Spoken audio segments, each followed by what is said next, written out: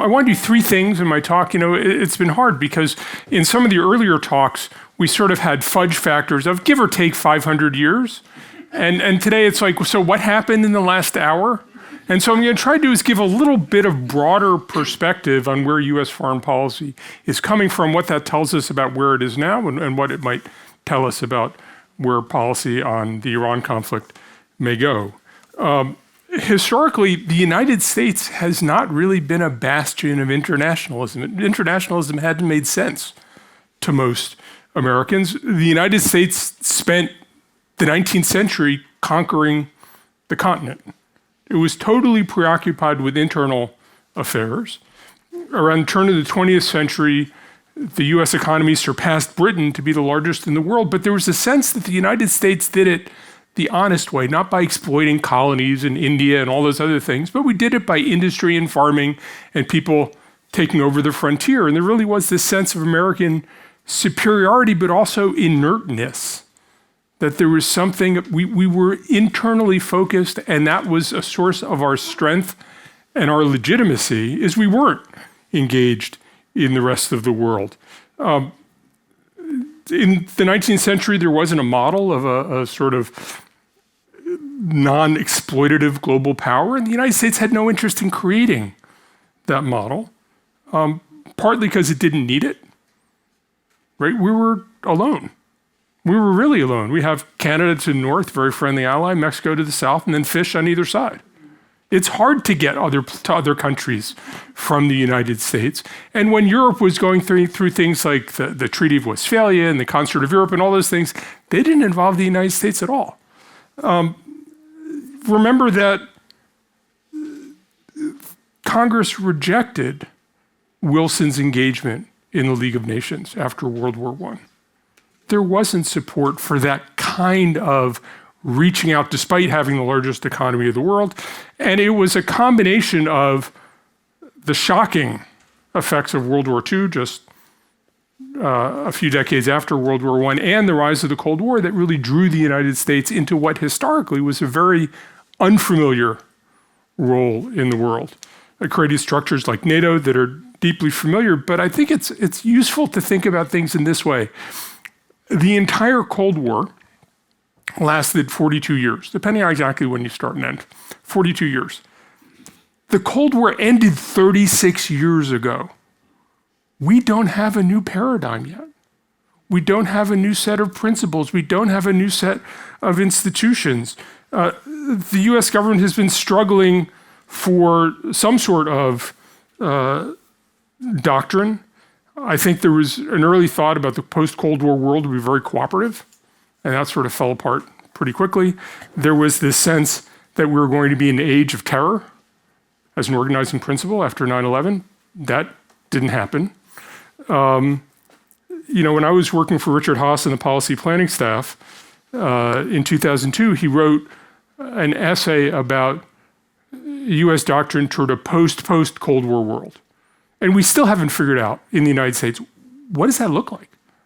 What are we actually trying to do? I think what happened is the United States got involved in these two very long and messy wars in Iraq and Afghanistan that fell far short of their promised goals and alienated many Americans. It wasn't because Americans were angry about having to pay taxes, because in fact taxes didn't go up to pay for the wars, but because the wars discredited the people who designed and sold the wars to the American people. They were supposed to do something that they didn't do. The Indian Minister of External Affairs, S. Jaishankar, has this great line where he says that, he said in about 2020, the United States has been fighting and not winning in the Middle East for 20 years, and China has been winning and not fighting in the Middle East for 20 years. And there's a certain profundity, a certain degree to which that makes sense to a lot of Americans. Now, I think that's a little bit ironic because arguably you could say that the US policy was designed to ensure that there was never another 9/11 and there was never another 9/11, right? There was that success, that it was designed to prevent something from happening and it prevented it from happening. We didn't enter into an age of terror, But it was sold by folks who had won the Cold War, and they said something very, very different was going to happen to the way the world worked, that we're going to bring democracy to the Middle East, we're going to strangle support for violence, we're going to have a lot of friends in the Middle East. The boldness of the promise raised expectations of US capability. Over 2 decades, the perception grew among the American public that the Middle East is a money pit. You can put infinite amounts of time, money, energy, blood, treasure, all those things, and it won't fundamentally change the nature of the region. Veterans who had served, including Pete Hegseth, the current Secretary of Defense, came to feel betrayed by the government. They felt the government lied to them about what they were trying to do and what the consequences of their sacrifices would be.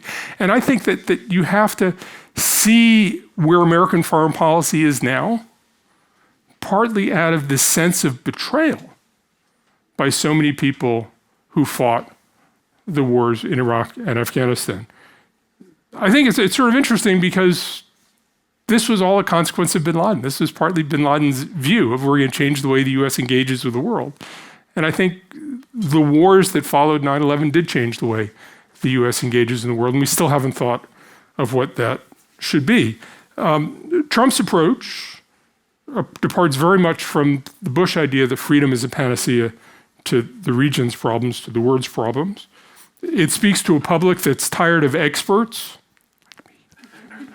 who advise on spending billions of dollars overseas without actually helping Americans. It's not just a right-wing phenomenon. Jake Sullivan, in between when he was with the Biden administration and the Obama administration previously, headed a project at the Carnegie Endowment during the first Trump administration on creating a foreign policy for the American middle class. This idea that foreign policy wasn't serving the nation's interests, I think, was becoming very widespread long before Trump. It has as much to do with the hostility to a cult of expertise and to the elite capture of government as anything. Now, I want to read you a quotation. America has largely been taken away from them and their kind. The old American virtues have been eaten away by cosmopolitans and intellectuals. That's us. The old competitive capitalism has been radiantly undermined by socialistic and communistic schemers. That's Richard Hofstadter writing in 1964, The Paranoid Style in American Politics. This theme, right, this is a consistent theme in American politics that we continually undermine because we have been so captured by the Cold War experience, the NATO experience, the coming together after World War II to create this rules-based order. When you come to the Middle East and what the American commitment to the Middle East should be, I think it gets even more complicated. Partly, you have the fact that the United States has become the largest energy producer in the world. So this old Cold War thing is we have to have a huge presence in the Middle East to keep the Soviets away. We're the largest energy producer in the world. Why do we need it? And you have an energy transition coming. So what explains why you want to be so focused on the Middle East, especially if it can't solve its own problems? If you're not focused on counterterrorism, how do you justify focusing so much of US government attention on the Middle East? I think there's much less of a clear strategic argument for deeper regional investment now than there's been in quite some time.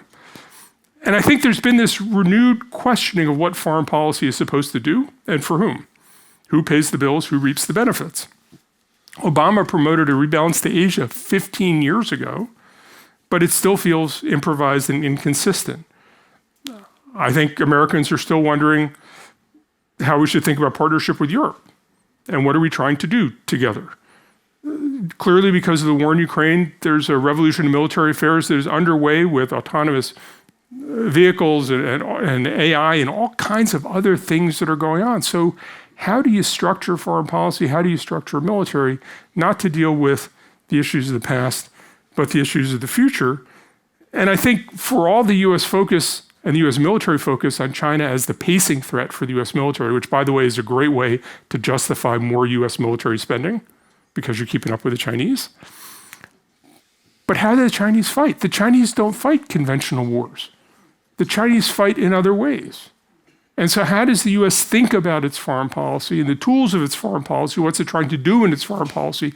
And does it have to rethink and rejigger and create new and different kinds of institutions? I think that what all that means is that we are at a moment where the door is open to rethinking the premises and tools of US foreign policy.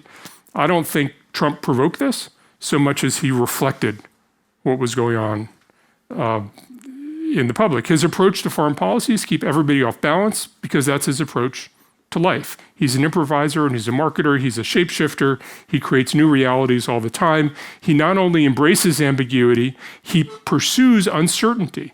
His tolerance for uncertainty is greater than most of his counterparts, and he sees that as giving him an edge.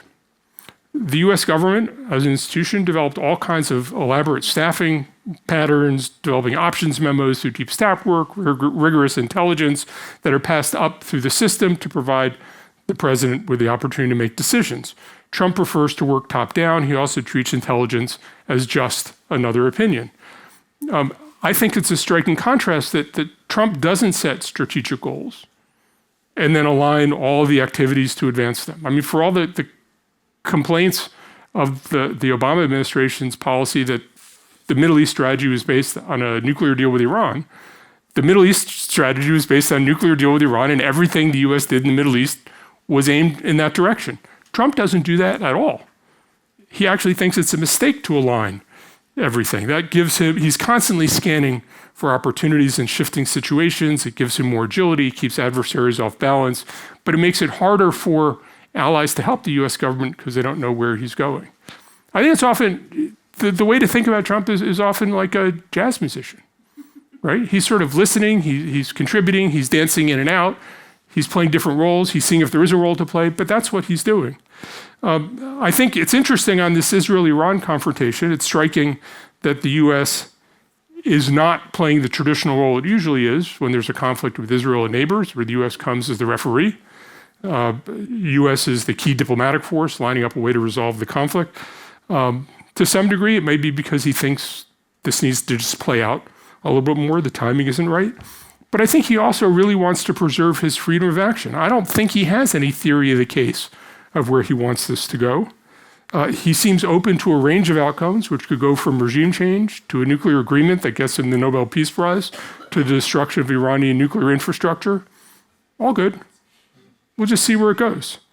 His party, interestingly, is very split between people who are non-interventionists and traditional supporters of Israel, and he's trying to keep both of them on board, and that may become more difficult as time goes on. What he seems close to is any sort of open-ended commitment to fight alongside Israel against Iran because he has this profound aversion to open-ended Middle East wars.